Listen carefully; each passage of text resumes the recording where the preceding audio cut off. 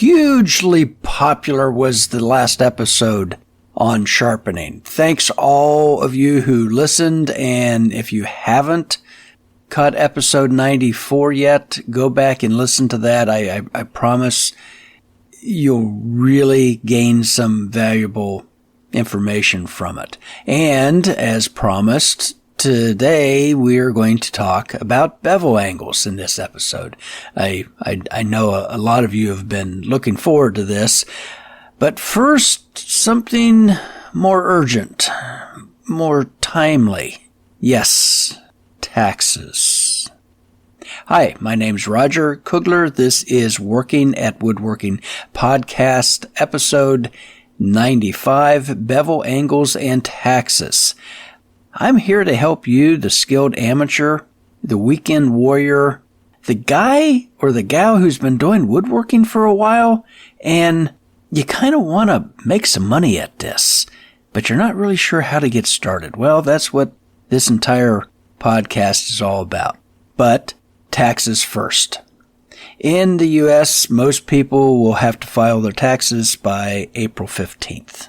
Now, if you actually listened to me last year and hung out a shingle, you fixed Mrs. Smith's rocking chair, you sold some charcuterie boards, and you built a little cabinet for a coworker's wife for their kitchen, and you've been putting off doing taxes, what do you do now? Legal notice. I am not a tax professional. Consult your own tax professional. Relying on some goob on a podcast for tax advice is a dumb move. Seek out a professional tax advisor, your mother, your priest, before making any major financial decisions. You have been warned. So I know that you're tempted just to kind of ignore anything to do with the money that you've made from woodworking. I mean, how are they really going to know anyway? You'll just do your taxes the normal way. You list your W-2s and, boom, you're done.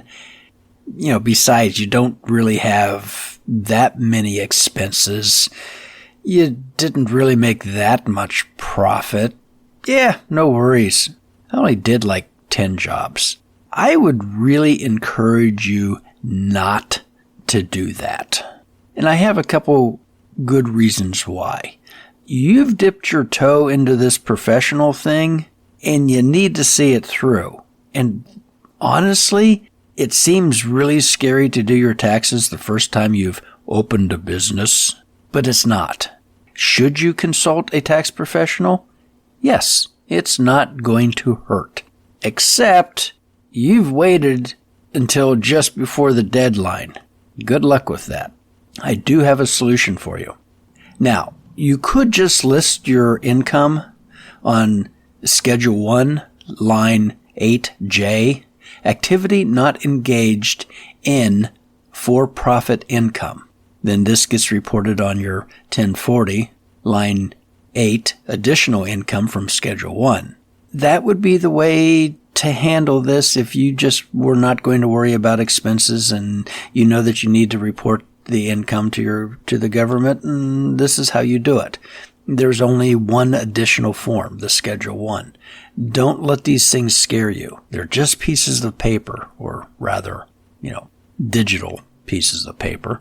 You can do that. It's quick and easy. There's no expenses. There's no home office, shop deduction, and it's literally called hobby income. You just made a little bit of money at this, and you're an honest person. You're going to give unto Caesar what's Caesar's, and you just pop it in there. Boom. No harm, no foul. Completely legal.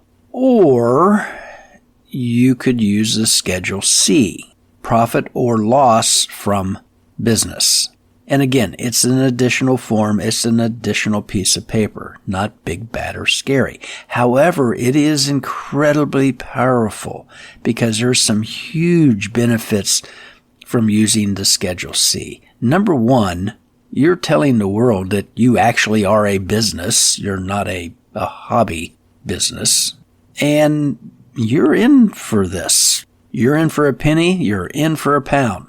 So on the Schedule C, you will list your expenses. Oh my God, I haven't kept track of my expenses. Oh, And he had mentioned something about not commingling accounts. I never opened a separate business account. Oh, crap. I'm screwed.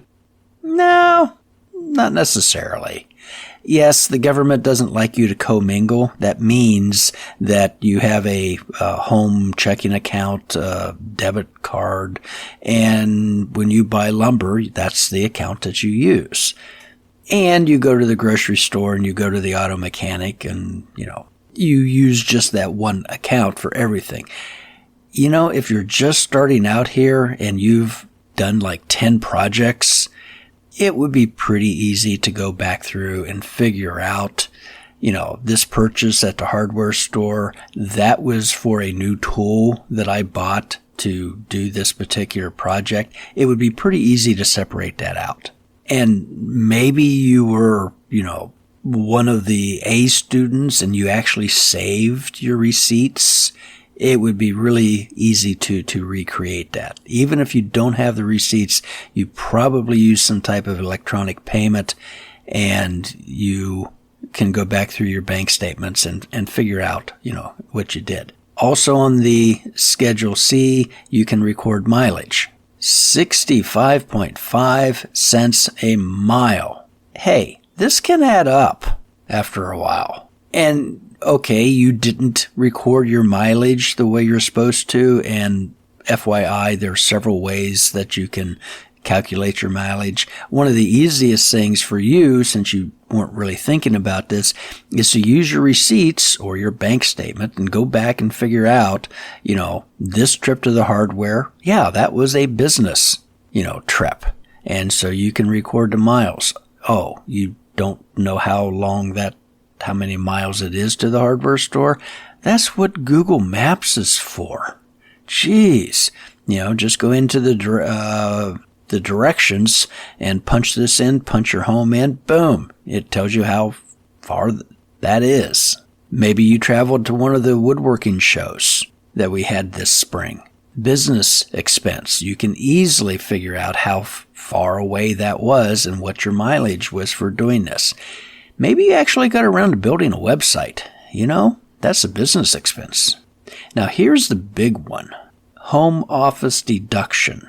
And I know that there's some fear-mongering whenever somebody says home office deduction, and that comes from, decades ago now, where the IRS actually did crack down on people, for claiming a home office when they had no business doing that.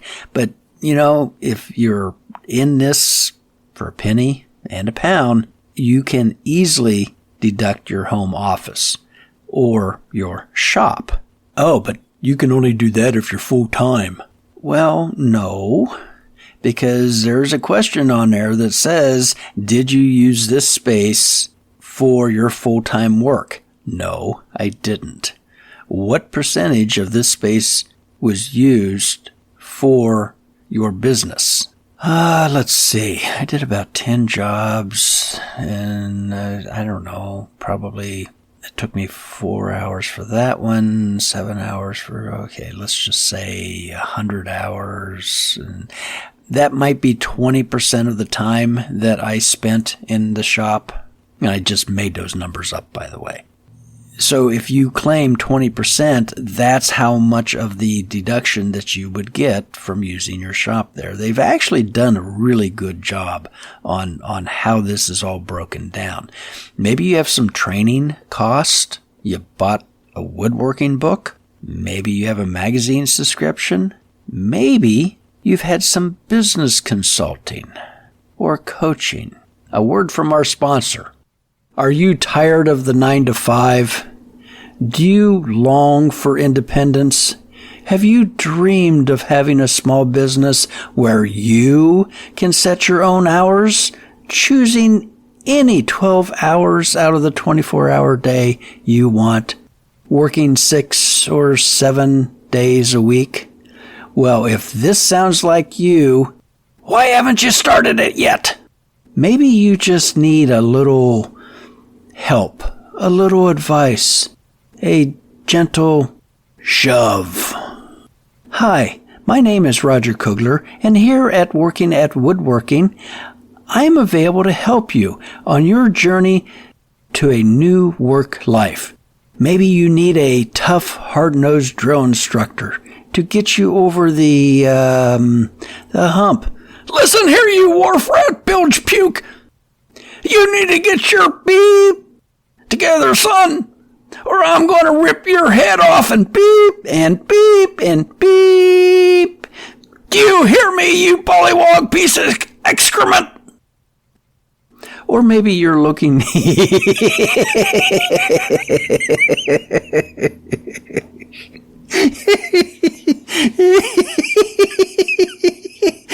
God, I crack myself up sometimes.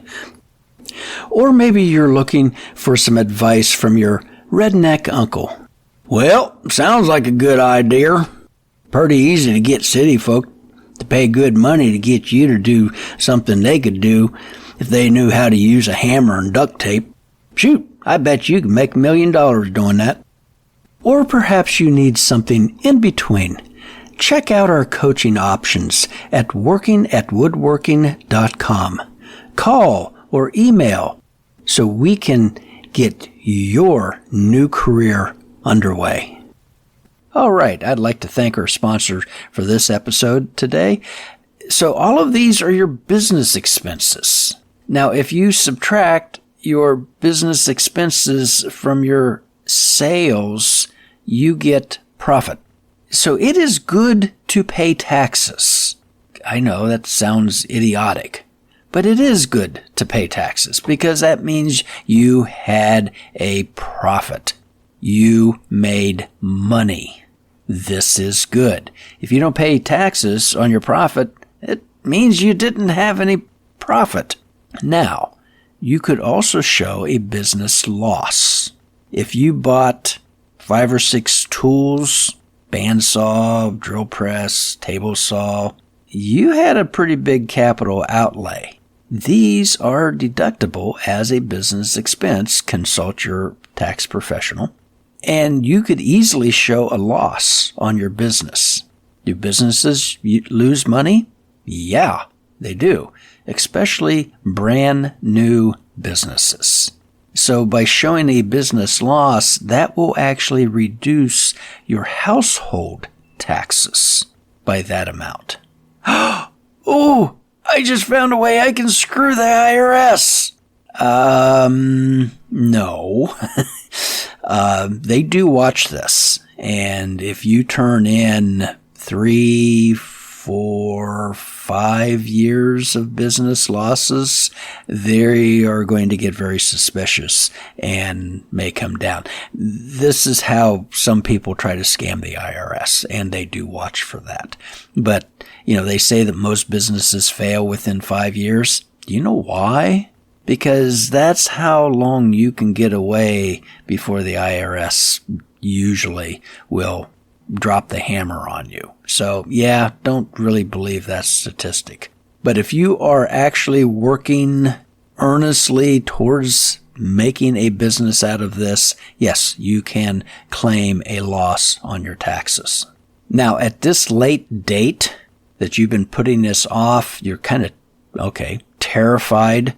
If you have been using a tax professional to prepare your taxes, H&R Block, any of the other numbers out there, they can help you do this. This isn't rocket science. They do this every single day. And just provide the information that you can. Is it complete? Is it 100%? Did you include every nut, bolt, and screw that you bought for the business? Yeah, probably not. Does it matter? No, not really. The IRS doesn't care if you didn't include some expenses. That just means your profit's going to be a little higher. But talk to your tax professional about this, or personally or professionally, I use TurboTax. Not a commercial for TurboTax. I am not endorsed, although if you'd like to contact me. TurboTax does this, I think, beautifully. You don't need to know your Schedule C from your 1040. And there is no hole in the ground with TurboTax. They ask lots of questions. It's like, oh my gosh, will they ever end? Well, they're being thorough. And honestly, I have been just super impressed with TurboTax. You used to use a professional enrolled agent to do the taxes. She did a wonderful job. But honestly, TurboTax was doing pretty much as good of a job as she was. The only big difference is if I had a question, she would answer it immediately. And with TurboTax, you're going to have to do some hunting. They do have a service that I think for like an extra $70, you can actually talk to a human, which $70? Yeah, okay. That could well be worth it if they could save you a couple $1,000s. So let's get into bevel angles. Whew. We got the hard part out of the way. What bevel angle should you use? 25 degrees. Okay, missed jobs for this episode. I had Okay. If you remember in episode 94 on sharpening, I didn't get too involved with bevel angles. Why? You don't need to worry too much about them. I know some of you just clutched your chest. Some of you may even have fainted. The truth is, you don't need to lie awake at night worrying about if your new bench plane iron should be sharpened at 23.75 degrees or 24.4 degrees to plane a piece of wood that has a Janko hardness of 1,450 pounds or 6,450 newtons. You just don't need to do this. It takes too much time, too much brain power, or at least if you're trying to actually make a living doing this. Now, there are people who, they do this.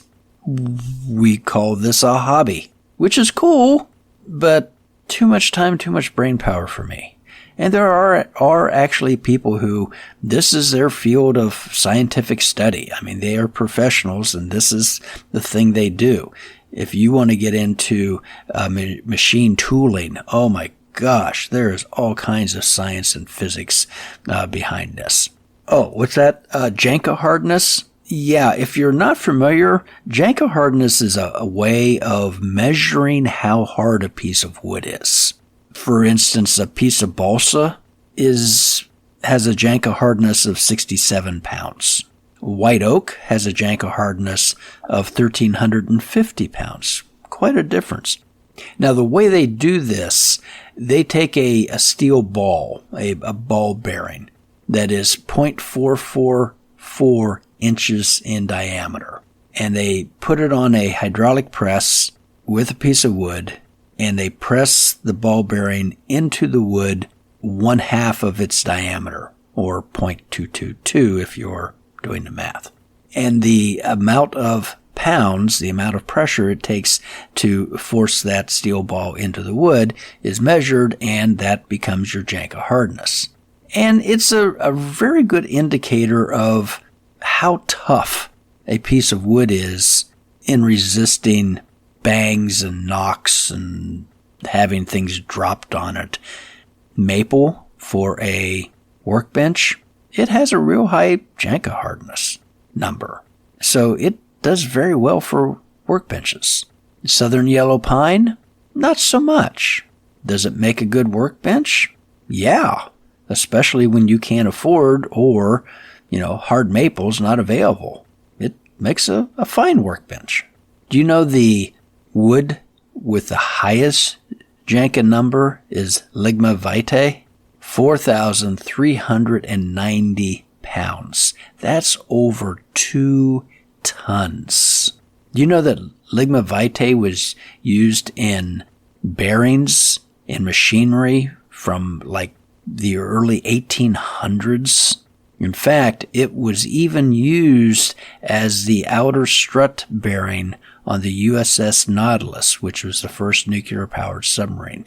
That's kind of cool. We went to nuclear power, but we're still using a piece of wood for a bearing? Yeah. Sorry, kind of geeked out there.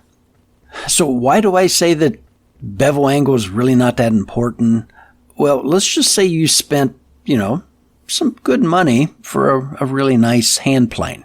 Do you actually think the plane maker is going to throw a plane iron on there that's not absolutely ground to the perfect angle? No way. They've gone through tons of research and development testing. They have focus groups. They do A/B test. They have a soft release. They do influencer testing. Yeah, they have really done their homework on this. So you're going to get a blade that has the proper bevel angle on it. That's why I don't lay awake at night worrying about the bevel angles. Now, if you do want to go a little deeper into this, let's separate bevel angles out in tools between bevel up and bevel down. Most bench planes are beveled down. That means that when you put the iron into the plane, the bevel is under the iron. It's not engaging the wood. The back of the plane iron is what is actually engaging the wood. So the bevel angle, doesn't really matter that much. Yes, I know we can get into clearance angles and all that good stuff, but I'm not laying awake worrying about that. So what sets the angle of a bench plane? Well, that would be the frog.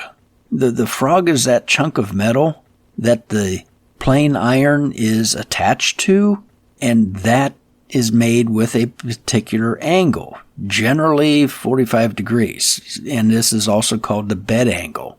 So if you look at Lee Nielsen's website, link in the show notes, there is a list of all the general angles for the different types of woodworking planes. And 40 to 50 degrees is the general woodworking angle for most jobs. So you can sharpen your plane iron to 25 degrees, which is probably what Lee Nielsen would do if you bought it from him, and just leave it. It's not going to make that much difference because the bevel angle is hidden anyway. Yeah, I know there's a clearance angle thing, but don't worry about that. Now, if you want to use your plane to plane some more highly figured wood, you can increase that angle between about 50 and 60 degrees. How do you do that? Well, you either buy a new plane that has a frog made with that bed angle, or in some manufacturer's case, you can simply buy a new frog and take your old frog out, put your new frog in. God, does that sound bad. And you have a new plane. And you can have some great versatility doing this.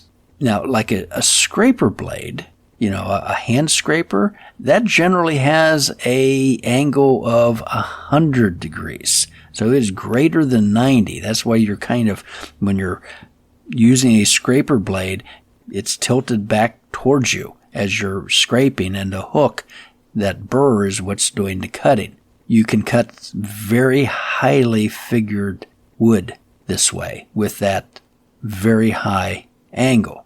Now, what if we want to plane end grain? End grain is really hard to plane with just a standard bench plane. In fact, unless you're extraordinarily sharp, see episode 94, you're not going to do that. It's not going to work out well unless you lower that blade angle. If you drop that down to about 35 degrees, now you can shave that end grain off very, very easily, actually. But you've got to get a much lower angle of attack to the wood to be able to do that. Well, couldn't you use that plane for just general planing? Yeah, you could. The one little caveat, especially if you have some swirly grain, is that really low angle, if it lifts some difficult grain, it is just going to rip that right out. So we can think about this. The more difficult grain, the higher that angle has to be, except when we get into end grain, and then we want that really low angle. Now, you can use a low angle plane for general woodworking, you just have to be really careful that you don't catch something. The grain has to be pretty well behaved. Or you can always go cross grain or at a 45, skew the plane to get it to work. Now, there's another thing that you can do. And this is probably the people who do lay awake at night, calculating this. If you have a plane that has a 45-degree bed angle, what happens if you turn the blade over so that the blade is now up? So if you have a plane blade that is ground to 25 degrees and you flip it over and put it on a 45-degree bed angle, let's see, 45, let me take my shoes off, 70 degrees. What did we say for highly figured wood? 50 to 60 degrees. That's what Lee Nielsen says. That just might work. Or you could get another blade and maybe grind that with a 15-degree bevel angle. Then that would give you a 60 degrees. Or you could get another blade and grind it to 55 degrees. Now you have a scraper plane. 45 plus 55, that's 100 degrees. That is past vertical. So you'd actually be pushing this through just like a scraper blade. See how that works? It's actually pretty cool. If you have the time, you don't sleep a lot, you can do these type of things. What about other tools? Well, remember, all these things that we've been talking about, your bench planes, your bench chisels, your draw knives, spoke shaves, router planes, all of these are single bevel tools. Some carving tools will be single bevel tools. But when we go into other tools, we are entering the double bevel world. And it's a different world from the single bevel world.